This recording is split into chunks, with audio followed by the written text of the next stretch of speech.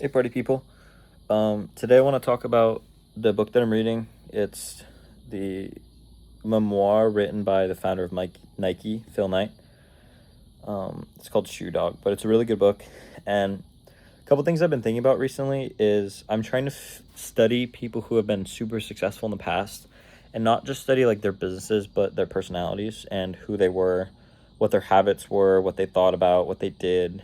And what I'm noticing time and time again, what they have in common, and I've talked about this before, is the three big ones is consistency, a capacity for learning, or some sort of either both a want to learn and also the ability to learn a lot more than other people, whether that be through will or through genetics, as well as hard work. But if you use a graph to plot these, then if you constantly learn, then your income is going to be kind of exponential because the more you know, the more skills you can transfer and the more you'll get paid. If you work hard, the typical graph is like linear. Like you get paid hourly, and the more hours you work, the more you get paid. And hard work just slopes it up a little bit more because you work more hours, therefore you get paid more, but you're getting paid the same amount per hour. And so you're just making more overall money, but it's still linear versus learning is exponential because the more you learn, the more you get. But the one thing that all of those have in common is the fact that the x-axis is time, meaning if you don't get to the right time, you'll never hit the exponential graph. This might be kind of abstract, but I'll probably get a whiteboard one of these days and actually draw it out for people to understand it. But if the three most important things in becoming successful, whether it be with a business, a career, or just as a person, you need consistency. You have to want to learn or have a capacity for learning, as well as hard, like a good work ethic or to work hard. You don't need all of these, but these are the three most prominent features or traits of successful people. And so you can work hard, but if you're not consistently working hard, you're just gonna work hard and then be lazy, and then work hard and be lazy, and you're gonna be in the exact same place as if you just worked less hard constantly. And so basically what I'm trying to say is those are the three most common, but the most important one is consistency, because learning doesn't matter if you're not consistent with it, and hard work doesn't matter if you're not consistent with it, because in order to get to the point where there's actually a difference on your time versus money graph, you have to have a lot of time, and in order to have a lot of time, you have to stay consistent. And in reading the book, the Shoe Dog book, what I found also is that these people seem to learn as they go. Like, you just kind of start and that's it. Like, we try to make a business plan and we're concerned about the whole process. And I know a lot of people have heard the quote that says, including myself, that just says, just start, right? Or like, just do it, like the Nike slogan. But people think just start means like start working. But it literally means you don't even have a product yet, right? You don't even have a business yet. Literally just do the only thing that matters. Like, if you don't have a customer, it doesn't matter. And a really good part of the book that I liked was Phil Knight. And I think he was like 24. He had an MBA, and he decided that he wanted to start a shoe company in the United States with Japanese shoes, because Japan didn't have any shoe companies in the United States. And so it was kind of a gap in the market. And so with no experience, no knowledge of business, except for his MBA, which gives him knowledge, but he didn't actually get a business job. And so he didn't have any experience with entrepreneurship or anything whatsoever. He had no idea what he was going to do. He didn't have a business. He didn't have anything. He just flew to Japan and showed up at the headquarters of this huge shoe company and just said, I want like a meeting with the representatives. No idea who he was going to talk to, could not speak Japanese, like nothing. He had no idea what he was going to do. He just knew I was going to sell shoes in America. And so he literally knocked on the door, essentially, of a big shoe manufacturer and said, let me talk to your top dogs. And they did, because they respect American business. And so he met with these people, and they asked what his business name was. He didn't have business. And he just sat there and thought Blue Ribbon, because he did track. And so Blue Ribbon is winning. And so he just said Blue Ribbon. He didn't have business. And they were like, oh, yeah, Blue Ribbon, whatever. And then he said that they had like a headquarters on the West Coast, which was his house. Like, they didn't have a headquarters. They didn't even have a company yet. And he requested a sample from them and to become their sole distributor of those shoes on the American West Coast. And they granted it to him, thinking that this is some dude doing business. And he has a headquarters and he has a business called Blue Ribbon. And it's established in the West Coast of the United States. And basically that he's going to be this super big guy.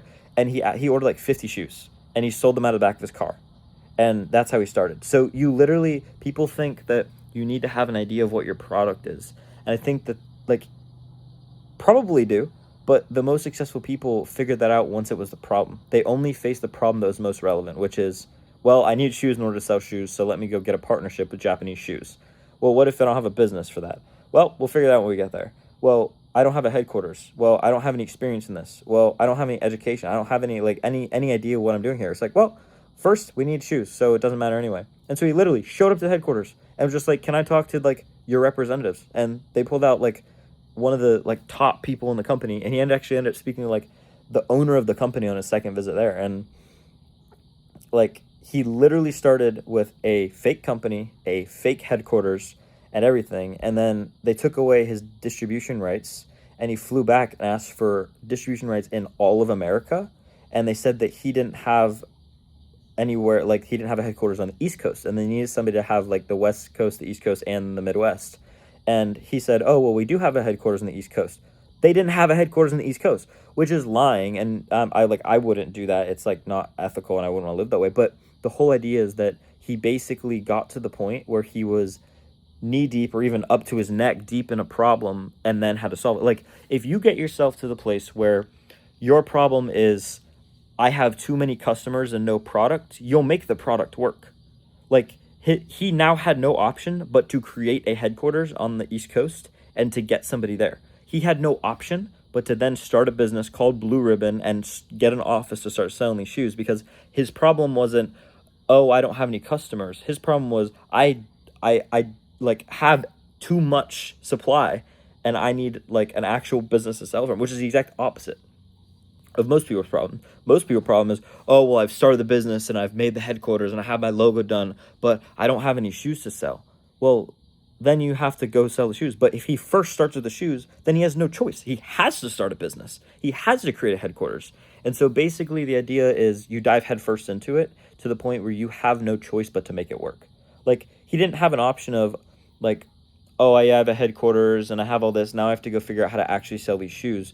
He literally had no idea what he was doing, flew to Japan and ordered these shoes. And so now he had no option but to do it, because otherwise they'd have sent it to a non-existent address and a non-existent company.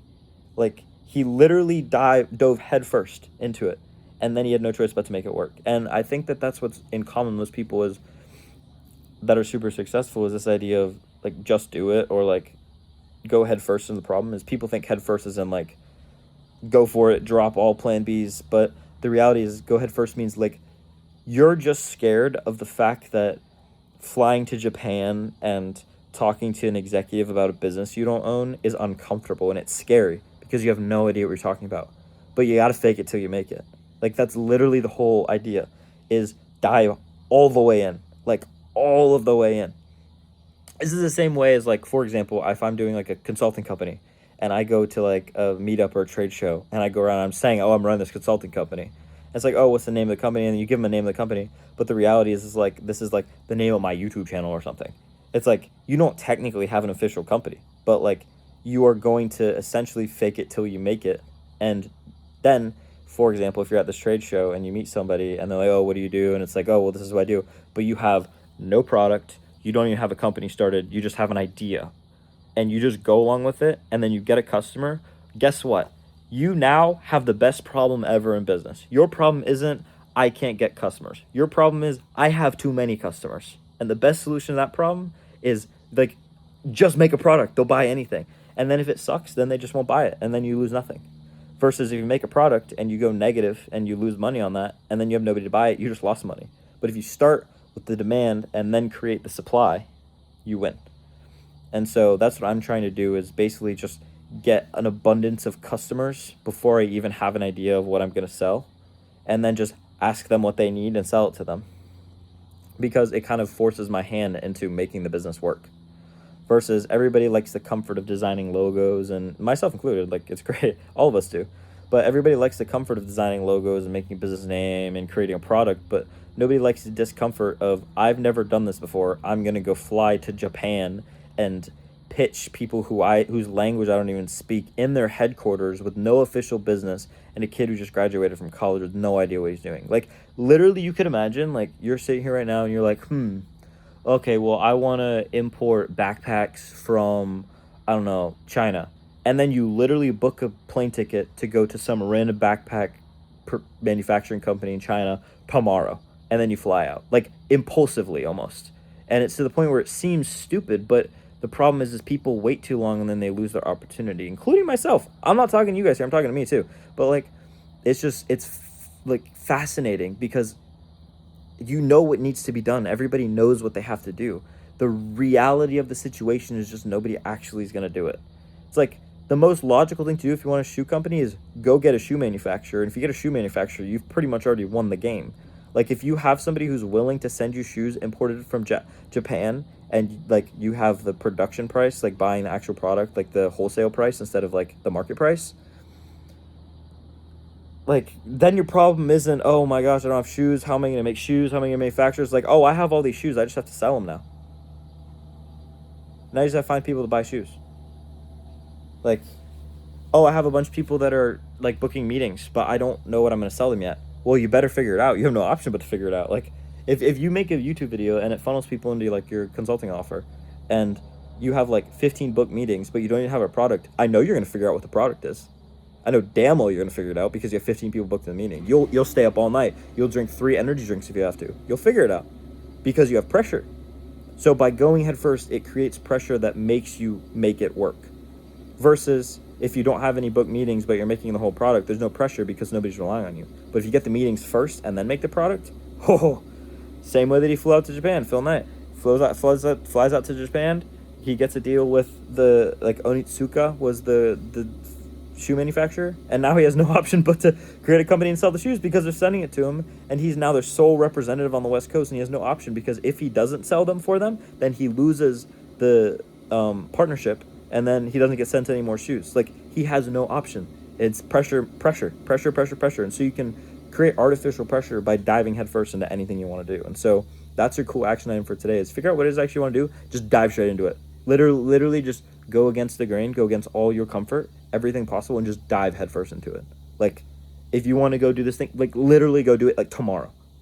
The craziest thing ever. Like, go approach, like, if you're just doing consulting, like, go make a video tomorrow. Go find some random dude on LinkedIn and start messaging him tomorrow. Like, get people an interview tomorrow. It's like, oh, well, no, I don't have a product. Cool. If you have somebody that actually, like, you message them and you get in a call with them, and they're like, oh, yeah, I want, like to work with you. It's like, oh, well, what do you want? Like, then you just ask. Like, I don't know. It seems so, I know on paper it's super, like obviously, yeah, duh. It's not as easy as it sounds, but, like, if you get the customers or the demand before you have the product, then you have pressure to make the product. But if you make the product before you have customers, there's no pressure. You just kind of screw off and have fun.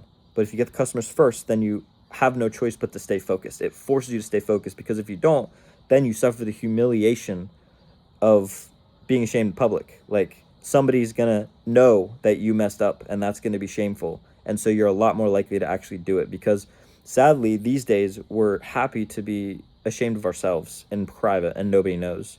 But to be ashamed and do something that creates shame that other people sees is, like, terrible for us. So if there's pressure on you that somebody else is going to give you a hard time for, or your reputation is going to be reflected and somebody else is going to see that, then you're going to make it work. And so basically, you're instantly going to clear the fog and get straight to what actually needs to be done when you have pressure and somebody's literally on the other line waiting to buy. And so that's kind of like the whole thought process for today. And so I'm kind of just going to try and brute force my way to a first customer, regardless if I have a product or not, until it works. So that's all for today. And we're approaching the new year. I challenge you to start your New Year's resolutions tomorrow instead of waiting until the new year, because there's no difference between December 31st and January 1st. Excuse me. Wow. So that's the challenge for you today, is dive head first. Start your New Year's resolutions today. Peace.